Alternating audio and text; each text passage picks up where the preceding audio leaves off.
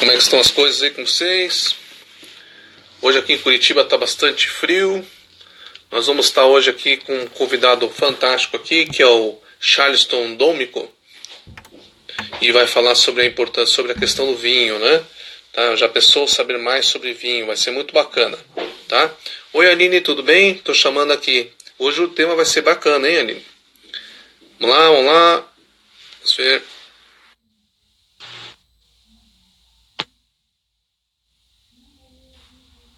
Opa, tudo bem? Estamos aqui. Beleza? Tá ouvindo? Tô ouvindo Tudo bem. Começamos aqui. Vamos só aguardar um pouquinho aqui. A Aline tá aí também. O pessoal começa a entrar, né? Ó, tudo bem, Joelmas? Prazer aqui. Nós vamos estar começando aqui falando que hoje vamos começar em ponto, né? Vamos, Charleston. Vamos começando aqui e aí as pessoas vão entrando e aí eu vou retomando um pouquinho, tá bom? Beleza? Tranquilo. Que horas são agora no teu relógio? No meu já são 8 horas. Então vamos começar. Tudo bem? Boa noite, pessoal. Hoje nós estamos aqui no dia 7 de junho e nós trouxemos um convidado muito bacana aqui, que é o Charleston, que ele também é um parceiro de tênis, né? Nós sempre jogamos tênis aqui e ele tem uma coisa bem bacana. Ele é proprietário da Adega Petris, tá? Ele é formado em administração e pós-graduado em marketing. E hoje nós vamos falar um tema muito interessante, que é o vinho no mundo dos negócios, tá? Você já pensou que saber mais sobre vinho pode abrir portas de negócios para você? Então hoje nós estamos falando sobre esse tema.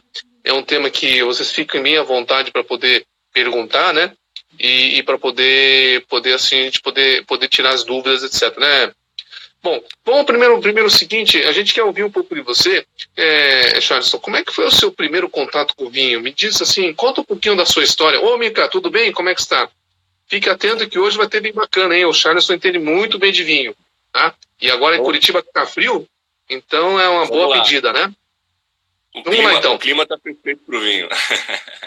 Mas certo, o clima está sempre perfeito para o vinho para quem gosta, né? Legal. O mundo do vinho, na verdade, já faz ali acredito que em torno de uns 13 anos. E isso porque sou formado em administração, mas antes disso eu era mecânico. Então, o tema é muito interessante porque se você pensar que você era mecânico há, 20 anos atrás e hoje você tem uma empresa que distribui vinhos para Curitiba, né, de uma forma geral, é muito bacana, é uma mudança muito radical. E por que isso?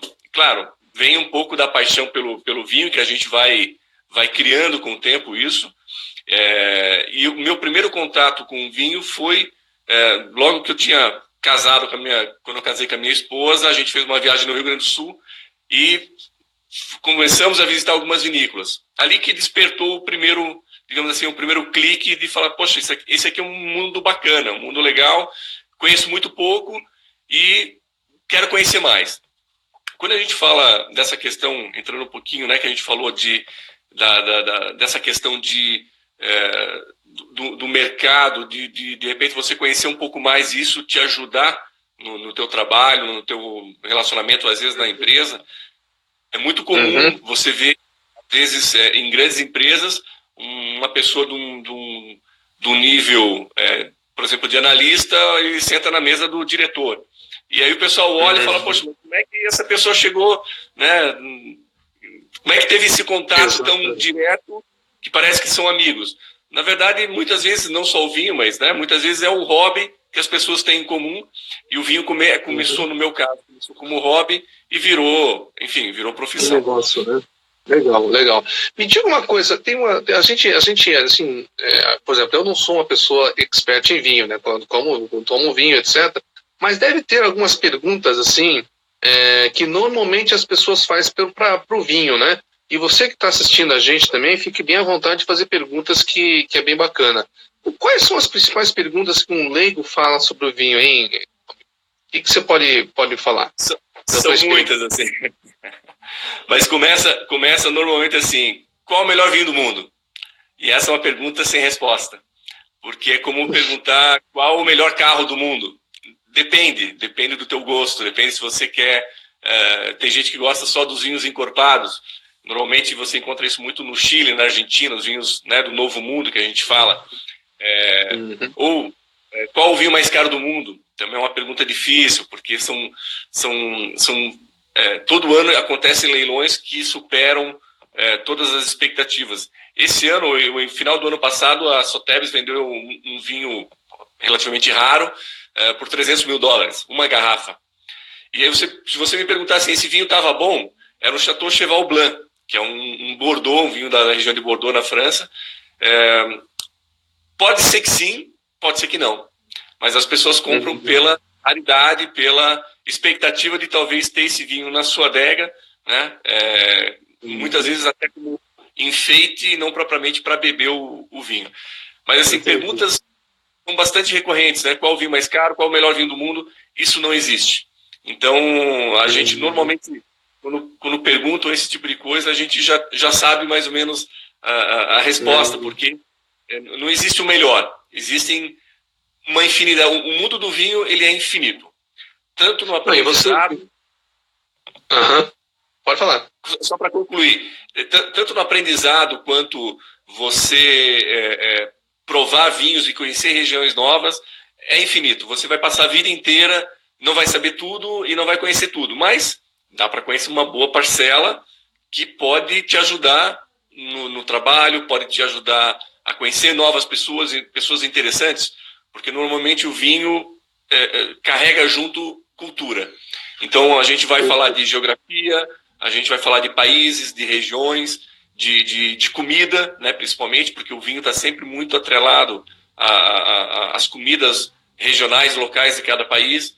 Então, de uma forma geral, o vinho ele te traz cultura. Não é só a questão do prazer da bebida, mas também agrega muito a questão cultural.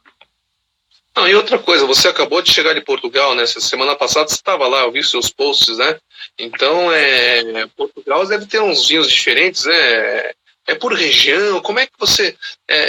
antes de entrar na região, eu acho que uma coisa que a gente vê aí, assim, conversando com as pessoas... Ontem, por exemplo, foi engraçado. Ontem eu tive uma reunião com uma pessoa lá, que tem seguradora, né? E ele fez uma sacanagem com os amigos dele lá, né? Ele pegou uma garrafa de como é que chama? Whisky 21 anos, só que encheu aquela garrafa lá de cachaça, aquela cachaça Gold, né? Que você vê é uma cachaça, né? E passou pro pessoal, né? Aí o pessoal olhava assim, porra, mas isso aqui 21 anos, que coisa, né? E o outro que entendia de whisky falou assim, pô, isso aqui não é whisky, é 21 anos, né? Então, o que você pode me dizer de gafes do vinho? O que não deve fazer com questão do vinho? Porque isso aí foi uma gafe, né? A pessoa ficou assim, não, o negócio é chique, pô, 21 anos aqui, e tomou no fim de toda da cachaça Gold, né? E os caras falam, pô, mas que coisa diferente, não vamos colocar gelo. Essa questão das gafes do mundo do vinho, existem muitas. Normalmente eu digo assim, se você não entende ou não conhece, é melhor não falar nada. Escute as pessoas falarem para você às vezes aprender. Por exemplo, pronunciar o nome da uva corretamente. Então, a uva branca Chardonnay, por exemplo, tem muita gente que chama Chardonnay. Se você está falando com alguém que entende um pouquinho de vinho, ou que entende muito de vinho, que seja, e você fala Chardonnay, que é uma uva branca, a pessoa já vai saber que você conhece muito pouco de vinho. Então, não que seja pejorativo ou seja ruim você conhecer pouco, mas você aprender um pouquinho o nome das principais uvas é interessante. Porque vai chegar um momento na sua vida que você vai estar numa roda de amigos, ou vai estar num restaurante, vai estar num grupo de empresários, e alguém vai comentar e você vai falar errado, e as pessoas vão perceber que o teu conhecimento é menor. Então, é bacana, às vezes, se você não sabe pronunciar correto, ouça e tente aprender com quem já está falando. Mas a pronúncia é muito importante, saber falar o nome, pelo menos das principais, porque... Se você pensar, são talvez milhares de variedades de uvas diferentes. As mais usadas, estamos falando hoje em torno de umas 100 no mundo afora.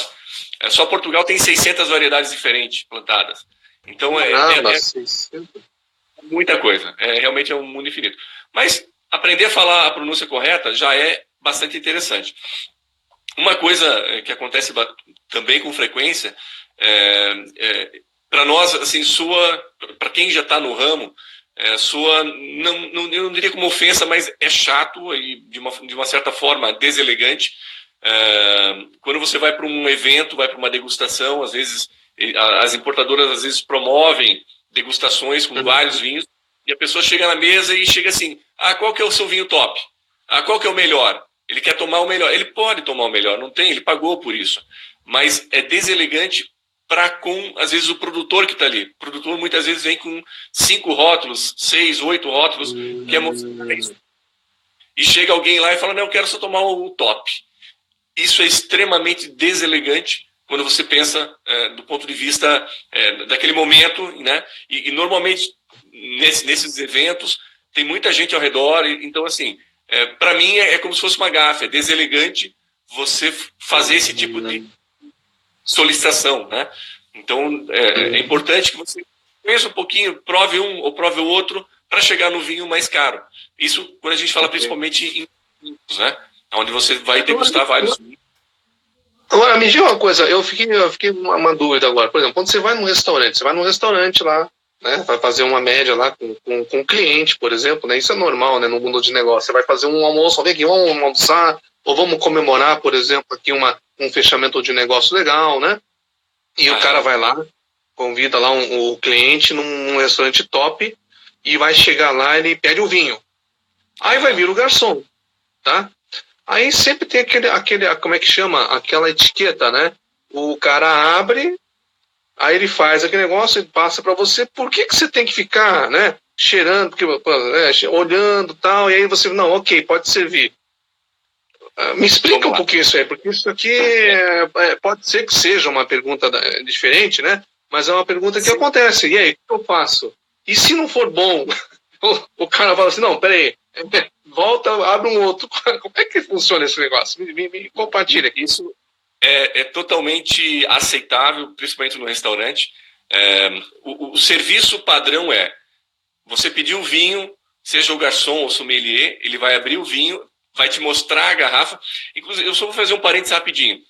Passou recentemente, eu acho que na semana passada ou retrasada, saiu uma nota dizendo, talvez você tenha visto, de um grupo, acho que foi em Nova York, que pediu um vinho de, sei lá, de $300, e a garçonete, o garçom lá errou e trouxe um vinho de 3 mil, era um vinho de, sei lá, 17 mil reais, e na hora de pagar a conta, eles pagaram de 300 porque quem errou foi a garçonete.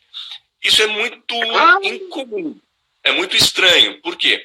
O padrão qual é? Você pediu um vinho, a pessoa, o garçom ou o sommelier, ele vai trazer para você, vai mostrar o rótulo para ter certeza que é aquilo que você pediu. E o serviço fala, você vai abrir a garrafa, vai botar um pouquinho na taça de quem pediu. E quando ele põe na taça, você não precisa chacoalhar, porque ele põe um pouquinho na taça para você basicamente cheirar e provar o vinho. Se o vinho tiver algum defeito, tiver muito ácido, tiver muito alcoólico, tiver quente, você vai falar, poxa, eu provei aqui, esse vinho está estragado. E acontece. E não é vergonha, não é feio, não é vexatório você recusar o vinho. Fala, não, esse vinho não está bom. Por quê? Porque quando o restaurante oferece um vinho e acontece do vinho às vezes estar estragado, por diversos motivos, às vezes é a rolha, que a gente chama de bochonê, que é um fungo que ataca a rolha e estraga o vinho. E às vezes às vezes, mal conservado, mal transportado, tudo isso às vezes faz com que o vinho oxide e fique de fato ruim. Então, você provou o vinho está muito ruim, você pode pedir uma opinião do próprio garçom ou do próprio sommelier e falar, olha, eu acho que esse vinho está ruim, eu quero outra garrafa. O garçom vai trocar. Por quê? Porque a importadora que vende para o restaurante vai trocar para ele. Não é vexatório, não é em absoluto. O que não dá para aceitar é você pedir um vinho, pagar por ele e ele não estar bom, não estar devidamente adequado. Isso é uma coisa interessante, porque você está com um cliente importante lá, né? Tá? Aí e eu não sei, aí de repente até arriscado, porque de repente o cara sabe mais de vinho do que você que está convidando, e você não sabe se aquele vinho tá bom ou não tá bom. Como é que você vai, né? Entendeu? Você vai olhar assim, você vai... Não sei, aí você consegue perceber que o vinho tá ruim? Bom, eu estou perguntando uma pessoa que entende, mas os leigos, assim, que vai lá... Ou, por exemplo, outro exemplo, você convida lá uma pessoa para um dia dos namorados. Tá aí, dia dos namorados, tá aí, dia 2. Convida a tua esposa, convida a noiva, a namorada que seja. Você vai fazer aquele né, o charme. E aí, como é que você... Tá bom ou não tá bom? E aí? Como o ideal, dependendo do local que você for, o interessante é até que tenha um sommelier, e já vou falar sobre a questão do sommelier. Um bom restaurante vai ter sommelier, que é a pessoa que faz o serviço do vinho. Ele escolhe os vinhos para a carta, faz a carta de vinhos, e quando ele vai abrir o vinho, o correto, no Brasil são poucos que fazem isso, mas é o mais adequado, é o sommelier. Ele abre e ele faz a primeira prova, antes de servir para você. Esse é o melhor serviço. Esse seria o ideal, né? Que ele vai olhar, ele já entende, não, esse aqui tá bom, porque, né? Não, olha, esse aqui pode tomar que tá bom. Não é isso? Exatamente. Né? Tem muitos restaurantes, em Curitiba tem vários que tem isso, que tem sommelier, em que ele prova antes de você. E é a forma mais correta, porque às vezes você não tem certeza se o vinho tá bom. Às vezes, eu falo por mim, às vezes eu abro um vinho e fico na dúvida se o vinho tá bom. Ter uma opinião do profissional é fantástico. Então, se você tem a possibilidade, se tem um sommelier no restaurante, use o serviço dele, você está pagando por isso. Então, peça para que ele prove também e faça a avaliação. Se ele provou e já está ok, você nem precisa provar. Você pode dizer, olha, pode servir direto, que se você já provou, né? Agora, são poucos restaurantes que têm esse tipo de serviço, né? Esse padrão de serviço. Entendi. E me diga, porque realmente tem alguns que tem o sommelier, mas o sommelier está longe, né? Quem vai servir, acaba servindo vai ser o próprio garçom, né? Me diga uma coisa, e a pergunta pode chamar o sommelier, não é passar vergonha, não. Chama o sommelier. Entendi. Não. Inclusive, uma dica boa é quando você, por exemplo, principalmente se você vai com alguém que você já sabe que entende de vinho, você vai fechar um negócio com um diretor de uma empresa, claro. Com alguém que você... Indiferente se a pessoa entende ou não de vinho, mas é interessante que se você está na dúvida do que você vai escolher, chama o sommelier e fala assim, olha, eu quero comer esse prato aqui, qual vinho você me indica nessa faixa de preço? Você dá uma indicação do que você quer gastar. É muito bacana você fazer isso. Naquele momento você dá uma autorização, digamos assim, a quem já conhece muito dos vinhos, porque normalmente os vinhos que estão na carta, o sommelier já provou todos eles. Ele sabe como é que é o vinho. Então é importante que você peça a indicação para o sommelier, porque é a pessoa mais indicada do restaurante para te dizer qual seria o melhor vinho para aquele prato, dentro da faixa de preço que você quer gastar. Entendi. E não fica assim, na etiqueta não fica deselegante, né? Você fala, olha, me traz um vinho aí na faixa de X reais, assim. É normal isso, né? Não.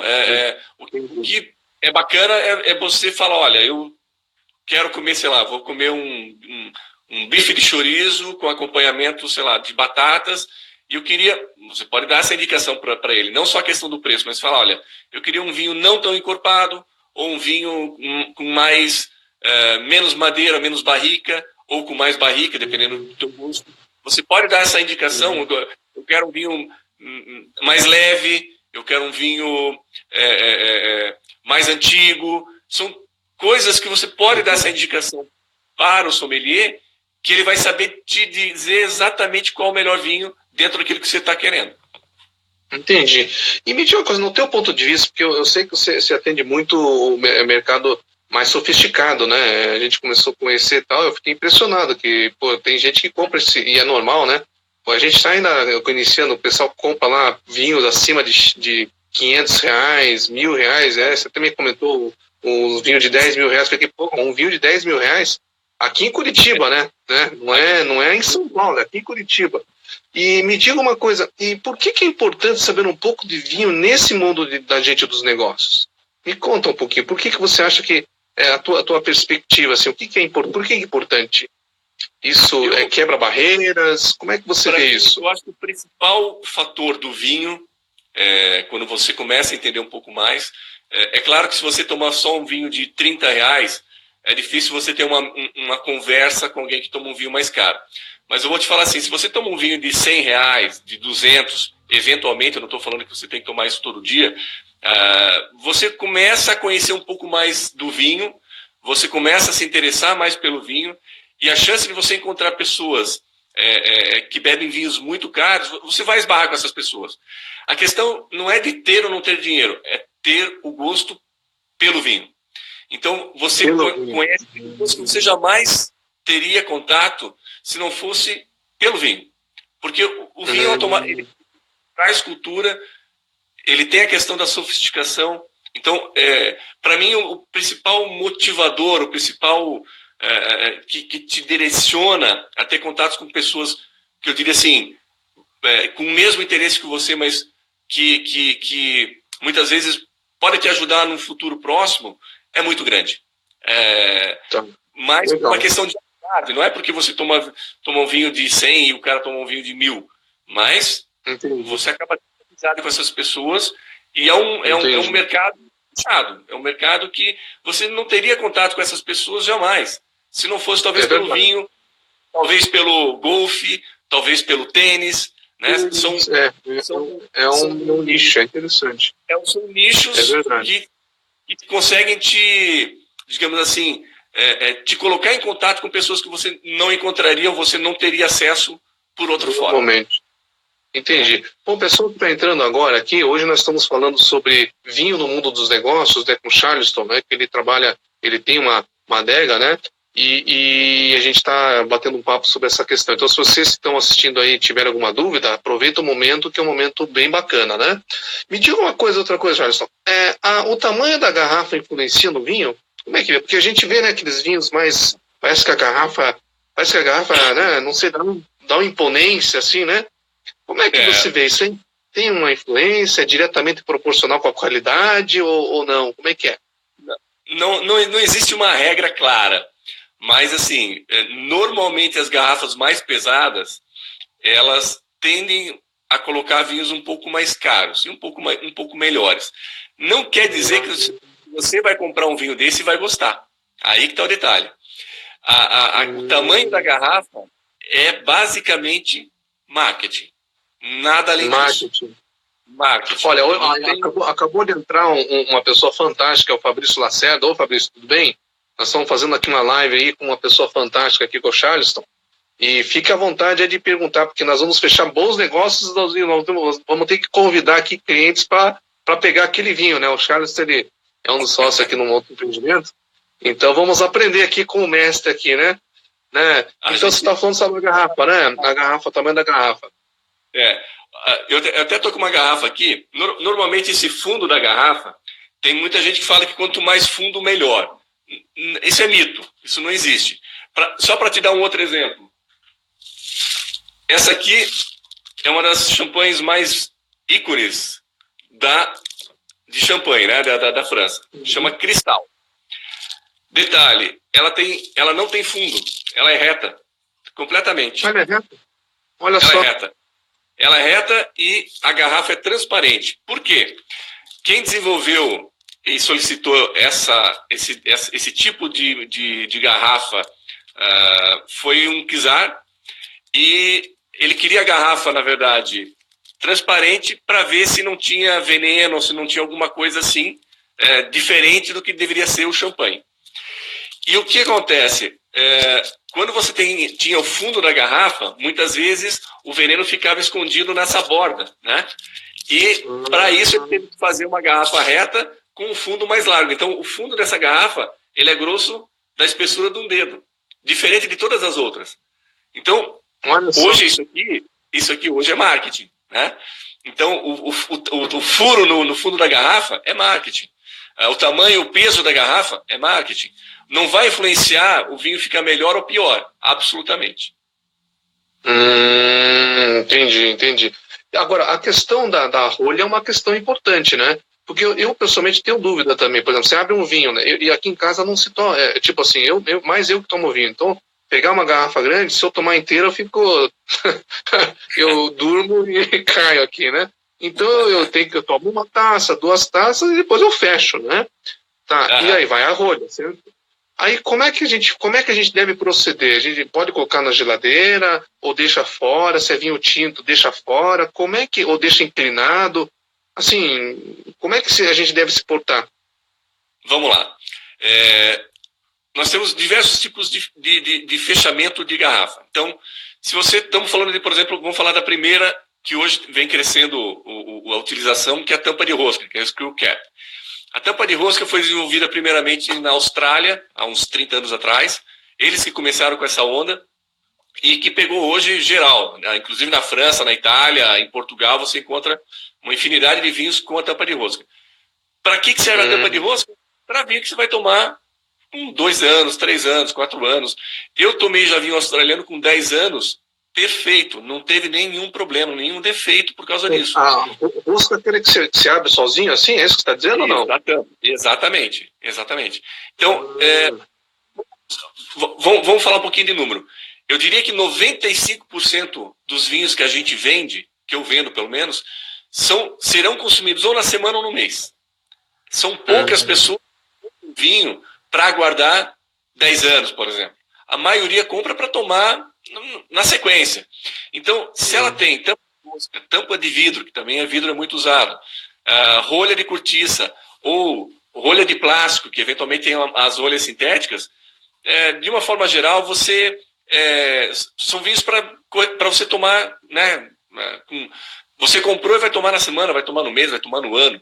É difícil, são poucas pessoas que compram para guardar muito tempo. Se for guardar muito tempo, aí eu diria assim, a rolha de cortiça tem um diferencial que é a microoxigenação. Ela troca oxigênio com a parte externa e ao longo dos anos o vinho vai evoluir e vai melhorar na garrafa. Mas não são todos.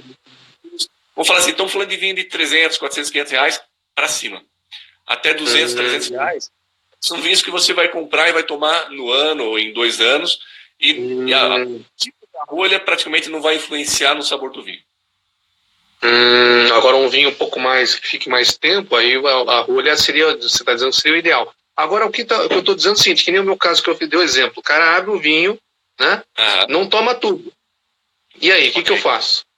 O ideal é que você tenha, e que todo mundo tenha, que beba vinho, compre e tenha em casa o que a gente chama de Vacovan.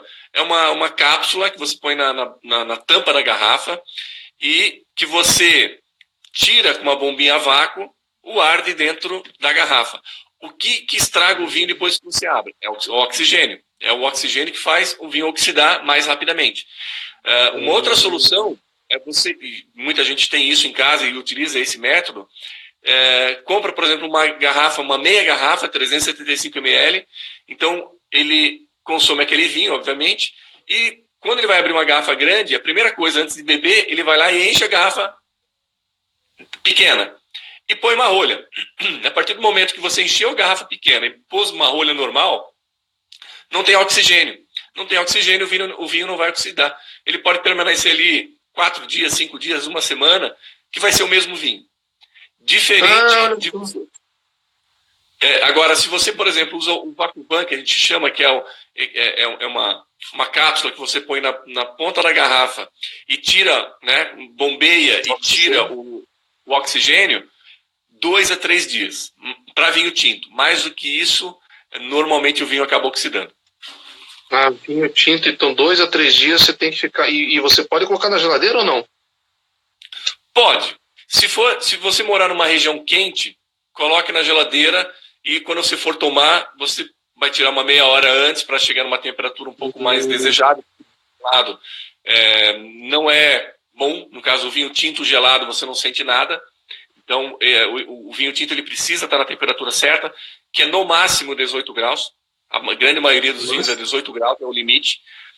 Exceto, por exemplo, Rosé e Pinot Noir. A Pinot Noir, tradicionalmente, você toma ela com 12, 14 graus no máximo. Tem que ser tomado um pouco mais gelado. Pense dessa maneira. Quanto mais encorpado o vinho, mais próximo de 18 graus. Quanto mais leve o vinho, mais próximo de 12 graus. Essa é uma regra que dá para levar para todos os vinhos tintos. Legal, tem uma moça aqui, ó, CIA74, né? Super dica, obrigado, e pode colocar na geladeira. Então ela reforçou, você pode colocar na geladeira. Você comentou que dá para colocar, né? Com certeza.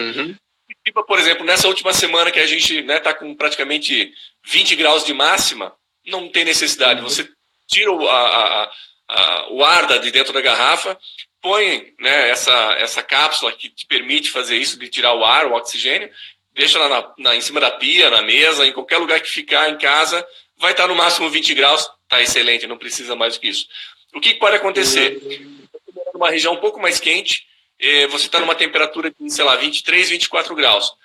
Você pode botar na geladeira ou não, e a diferença qual é? Quando você for beber, aí você põe lá uma meia hora antes na geladeira, deixa o vinho refrescar um pouco mais, e aí você consome o vinho. É uma outra maneira. Eu prefiro deixar ele fora da geladeira e resfriar só quando eu vou tomar ele, do que deixar ele na geladeira e tirar ele muito gelado e botar na taça. Que daí a taça sua, demora para ele chegar na temperatura adequada, então é mais fácil você gelar ele meia hora e tomar ele na temperatura correta. Que é imprescindível.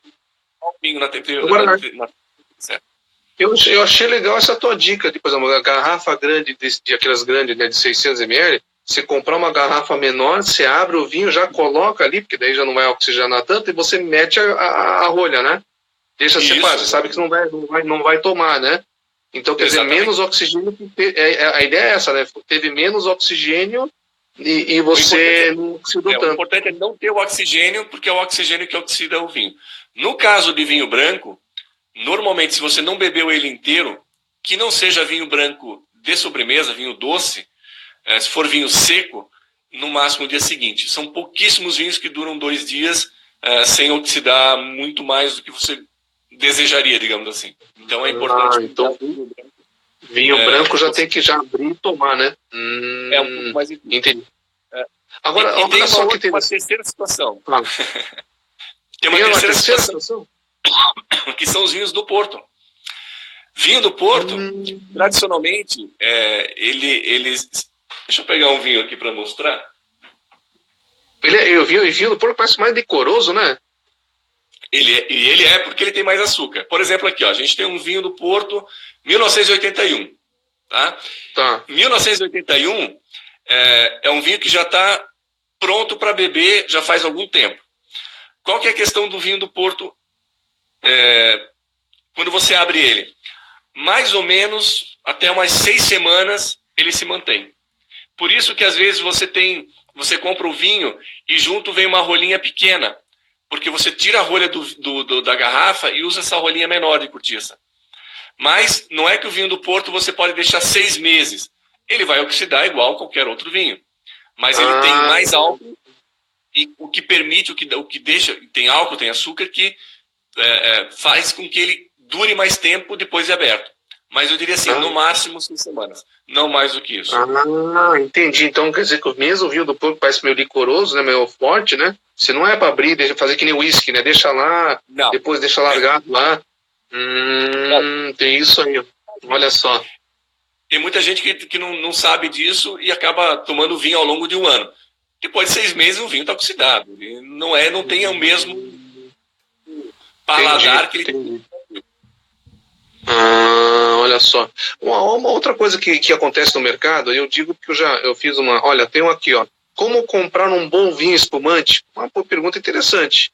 E outra coisa, eu acho que eu fiz uma vez uma consultoria numa empresa grande aqui de vinhos, e aí que eu aprendi que existe o frisante e o espumante, né? Porque o espumante é natural, o frisante você coloca gás carbônico, né? O pessoal pensa que, tô tomando um vinho frisante bonito. Eles falam que é espumante, mas na verdade é um frisante, né? Isso eu aprendi lá. Agora, por exemplo, como é que a gente pode cobrar um bom espumante? Vamos lá. Essa pergunta. Obrigado pela colaboração. Eu diria assim, a primeira dica é: vá numa loja ou converse com alguém de onde você vai comprar, pode ser até supermercado, obviamente, e tente fazer a pergunta para quem está ali, para o sommelier ou para o vendedor, que normalmente os vendedores, os sommeliers, eles provaram os produtos que estão lá. Não provaram todos, mas uma boa parcela eles acabam provando. Então eles têm um nível de informação muito maior que você, que está tentando achar o que você pode gostar.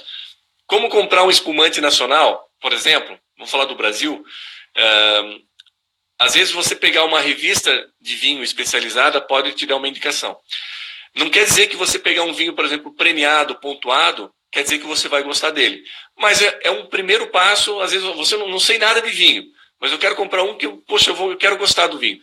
Você tem que conhecer um pouco o seu paladar. Você gosta de vinho seco? Ou você gosta de vinho doce?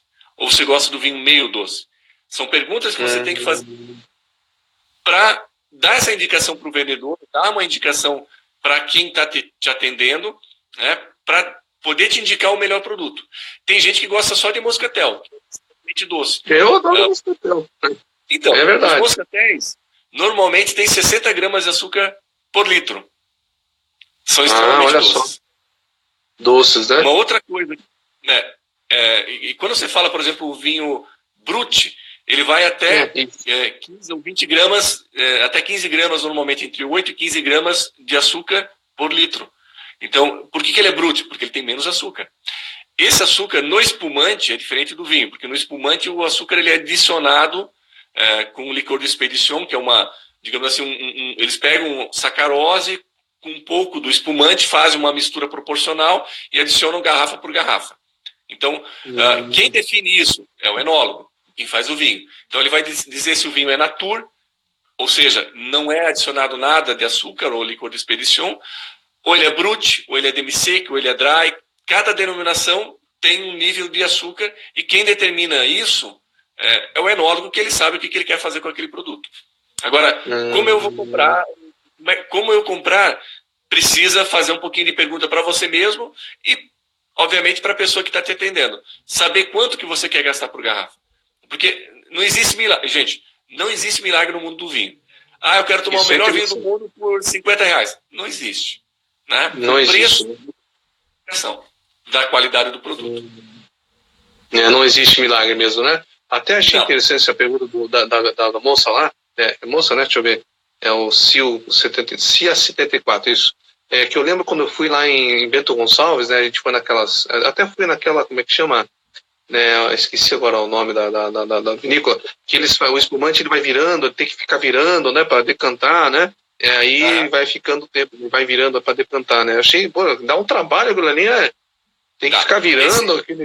Esse é um método que eles chamam de champenoise, que existem dois processos básicos para a produção de espumante. O primeiro é a charmat, que eles fazem um vinho base, colocam esse vinho num tanque pressurizado, normalmente 10 mil litros, adicionam levedura dentro do tanque e aquele mosto, aquele vinho, aquele pré-vinho, digamos assim, ele refermenta, tem um segundo processo de fermentação, que daí cria o gás e está dentro do tanque. Normalmente, em 30 dias o espumante está pronto, eles envasam e vêm para o mercado, por isso também ele é mais barato. Então, esse é o processo de charmat. Normalmente são espumantes mais...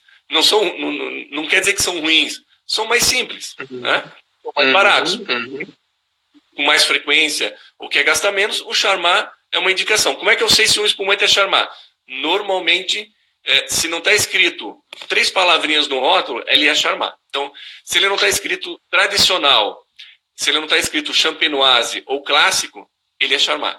Essas 3 palavras significam a mesma coisa e quer dizer que ele, no caso do champenoise, que é o outro método de produção de espumante, que é utilizado em champanhe, basicamente o que eles fazem? Faz o vinho base, o vinho vai para dentro da garrafa, eles adicionam levedura garrafa por garrafa e tampa a garrafa. Isso que você comentou que ele gira, né, vai fazendo o giro, que o sedimento do processo de fermentação, do segundo processo de fermentação na garrafa, vá caindo, eles vão girando e inclinando ela com o bico para baixo, para que todo aquele sedimento fique na borda da garrafa, né? Porque depois eles congelam e tiram aquilo ali para botar a rolha no espumante. O champenoise normalmente é 1 ano. Esse processo é 1 ano. Poxa, quando você fala de Veuve Clicquot, Moet Chandon, Tétanger, que são as mais conhecidas no Brasil, é 1 ano. Só que aqui no Brasil, por exemplo, tem gente que faz champenoise de 2 anos, de 3, de 4 anos. Então, o Brasil no espumante, ele está num nível de excelência fantástico, fantástico. E que custa menos do que uma champanhe dessas que eu comentei agora. Isso que é a parte boa. Custa muito menos. Essa é a parte boa, né? Interessante. E me diga uma coisa que acho que a pessoa que está assistindo aí talvez estão iniciando, né? Tem aquela questão do preço do vinho de reserva, grande reserva, né? Explica um pouquinho esse negócio de reserva, grande reserva. E outra coisa que tem no mercado, que o pessoal acaba se confundindo, é o tal do reservado, que não tem nada a ver, né? Né? E aí o reservado... Eu tô levando um baita do negócio, mas não existe isso aí, né? Como é que é? Isso aí é merchandising, né? Uma propaganda diferenciada para confundir um pouquinho, né? O reservado no Brasil foi uma palavra que o chileno achou e que desde, não sei, eu acho que faz isso há 20 anos, muita gente começou, né, comprava o vinho achando que era um vinho reserva, quando na verdade é reservado. É reservado para o Brasil. Veja, é engraçado isso porque o reservado, ele não é um vinho ruim, bem pelo contrário, para a faixa de preço está adequado, é um produto bebível, digamos assim. O que eu falo, e, obviamente muita gente não tem condições às vezes de comprar um vinho de 100, de 200, de 500. Claro. Aí, volta lá. O pessoal fala assim, eu só tomo vinho de R$20. O que você tem que pensar é como é que a vinícola conseguiu fazer um produto tão barato. Quanto mais barato, mais química. Então, mais eu vejo pelo lado da saúde. Se eu puder comprar um vinho, beber menos, mas beber um vinho um pouquinho melhor de vez em quando, eu vou por essa linha. Por quê? Porque quanto mais barato o vinho, com certeza você vai ter mais química, mais coisas que eles precisam adicionar ao vinho para ele ficar palatável. É essa a questão principal para mim. Olha só. Um outro ponto, complementando a tua pergunta, né? Então, reservado é uma palavra que o chileno achou para o Brasil, que hoje também a Argentina também está usando. E tem muito vinho argentino já que a palavra é reservado. Você não encontra essa palavra em nenhum outro mercado. Se você for no Chile, em qualquer supermercado, você não acha vinho com a palavra reservado. É uma palavra que colocaram no rótulo para brasileiro. Agora, a questão reserva, gran reserva. Chile, especificamente, é o país que você pode ter uma reserva de R$30 na prateleira de uma loja e pode ter uma reserva de R$200. Por que tem essa diferença? Os dois são Cabernet, por exemplo. Vamos pegar mesma uva, mesma região e mesma denominação. Né? E os dois são reserva. Por que um custa 30 e outro custa 200? Gente, o preço é a indicação. O preço normalmente é um indicativo. O Chile não tem uma legislação com essa relação de colocar o nome reserva, gran reserva. Ele pode pegar um vinho de $1 e colocar gran reserva e vender a R$20 no supermercado. Né? Só que o preço é indicativo. Então, não se iluda pelo preço. Né? Você tem que entender que, por exemplo, o que influencia o preço? Toneladas por hectare. Então, tem algumas vinícolas que produzem lá 12, 13 toneladas por hectare para fazer o vinho deles. A outra faz com 6 toneladas por hectare. Metade. Olha só. Isso influencia demais o preço do vinho. Barrica. Não existe milagre. O vinho é gran reserva, passou 1 ano em barrica e custa R$40. Não é barrica de primeiro uso. Essas barricas que a gente chama de 225 litros, que normalmente fazem aí 300 garrafas, é no mínimo $3 por garrafa, só o custo de uma barrica nova. Então, se o vinho é barato, foi uma barrica de segundo uso, de terceiro, de quarto uso. Né? Quando você pega uma barrica, a barrica de carvalho, ela pode transportar para o vinho, ou transferir para o vinho, em torno de 50 a 60 substâncias entre aroma e paladar. Coisa que se o vinho não passar pela barrica, ele não vai ter. Então, por exemplo, coco queimado, baunilha, tostado, café, são aromas paladares que o vinho só adquire se passou por barrica nova. E quando ele usa a barrica no primeiro uso, normalmente ele usa 50, 55% dessa potencialidade que a barrica tem de transferir isso para o vinho. Quando ele usa a mesma barrica na segunda vez, já cai para 30%, 27%, 28% dessa potencialidade que pode transferir o aroma e o paladar para o vinho. Terceiro uso, já cai para 10%. Então, Poxa, então a diferença é brutal. Então, assim, não se deixe enganar. Eu falo assim, não se deixe enganar.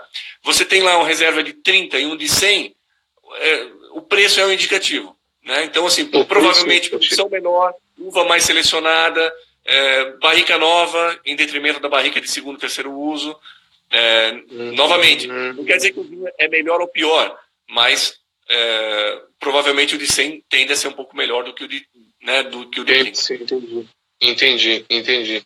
Olha só que interessante. Boa explicação essa, porque a gente fica na dúvida, né? A gente olha lá, vê a indicação de preço. Acho que tem que ver a faixa, né? Ver a faixa de preço que você quer e você comparar um com o outro para ver o que você acha que é melhor, né? Tem muita gente que fala assim, eu não entendo de vinho e por isso eu tomo vinho barato.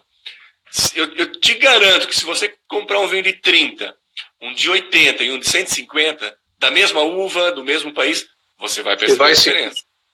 Vai perceber a diferença. Eu estou vendo aqui, eu não consegui ler quem foi que está falando aqui, Durigan, por exemplo, será que usa muita química? Gente, todas as vinícolas usam. Todas as usam. Por exemplo, glicerina é um produto utilizado no vinho.